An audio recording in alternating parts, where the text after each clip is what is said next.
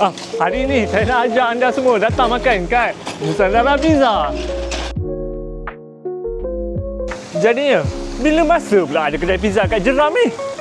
Betul, sekarang ni dekat Kampung Bukit Cerakah, Jeram Selangor, kita dah buka kedai pizza bernama Nusantara Pizza. Of course, by nama pun Nusantara Pizza, mestilah dia orang jual pizza. Ada biryani, ada chicken chop, ada fresh. Banyak sangat lah, ada menu baru lagi.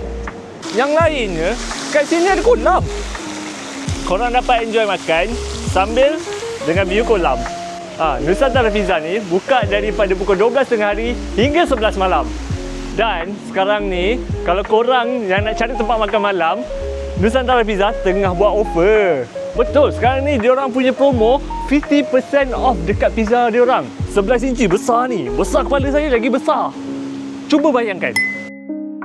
Jadi tunggu apa lagi? Datang daripada pukul 7.30 hingga 9.30 malam untuk dapatkan 50% off dekat pizza korang. Datang ke Nusantara Pizza dekat Kampung Bukit Cerakah, Jeram Selangor. Bye-bye.